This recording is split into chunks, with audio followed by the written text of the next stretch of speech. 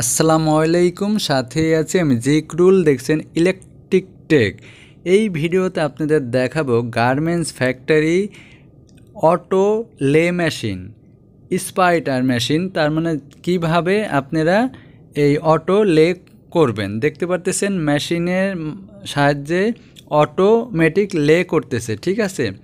এটা হচ্ছিল গার্মেন্টস ফ্যাক্টরিতে স্পাইডার মেশিন এর নাম। এটা দিয়ে লে করে, দেখতে পারতেছেন এখানে কিন্তু লে করতেছে অটোমেটিক, ঠিক আছে। আপনার এই অটোমেটিক লে করার machine A to Z programme আমি আপনাদের বুঝিয়ে দেব, ঠিক আছে। পার্ট 1 এই ভিডিওতে আপনাদের অনেকটা ধারণা দেব। নেক্সটের ভিডিওতে আমি আপনাদের আরও বেশি ধারণা দেওয়ার চেষ্টা করব। তাহলে দেখতে পারতেছেন স্পাইডার মেশিন লে করতেছে। তো চলুন প্রোগ্রামিং শুরু করা যাক। এটা হলো লিফট। একটা লে পরার পরে কতটুকু উঠবে এটা ডিপেন্ড করে এই লিফটের উপরে। এটা সেটিংটা আছে সফটওয়্যারের ভিতরে, এটা আমি পরে দেখিয়ে দিব। এটা হলো কাটার জন্য ম্যানুয়ালি। এমনি অটো লে করার পরে সে অটোই কাটবে, বাট যদি কখনো প্রয়োজন হয় একটু ফেব্রিক ফালাইয়ে কাইটা সমান করার জন্য, তখন এটা দিয়ে কাটতে হবে। আমি অন করলাম।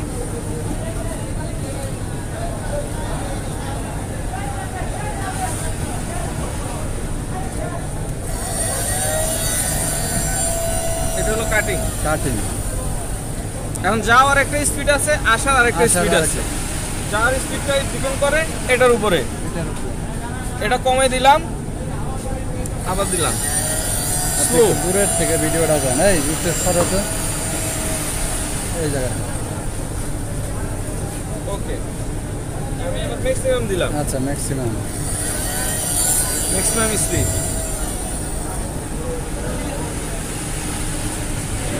মানে যাওয়ারটা একটু যাওয়ারটা এবার আসার স্পিড।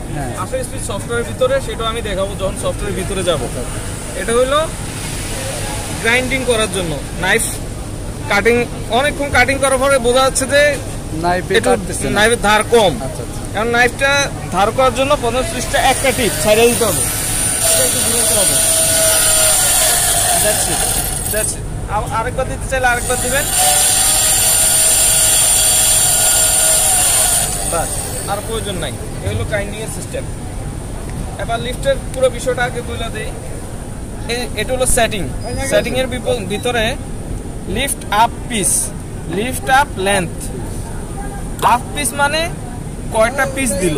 ধরলাম সে যেটা বর্তমান সেটিং যেটা আছে, 4টা লে ফেলবে সে আগে। 1টা 2টা 3টা 4টা লে ফেলার পরে তখন এটা উপর উঠবে। কতটুকু উঠবে? 5 লেন্থ, মানে 5 মিলি উঠবে। আবার 4টা ফেলবে, আবার 5 মিলি উঠবে। তো এভাবে না দিয়ে আরো ফেব্রিকের উপরে ডিপেন্ড করে। এটা তো পাতলা ফেব্রিক, দেখা যায় একটা লেভেলার পরে 1 মিলি দরকার ওর। আবার ফিলিস ফেব্রিক যেগুলো মোটা, দেখা যায় একটা পর্সে ও 3 মিলি ওঠা লাগে, না হয় দেখা যায় সে ডাউন হয়ে যাচ্ছে। তখন আবার ম্যানুয়ালি এটা দিয়ে তুলতে হবে। অটো, এটা হলো অটো সেটিং, আর এটা হলো ম্যানুয়াল সেটিং।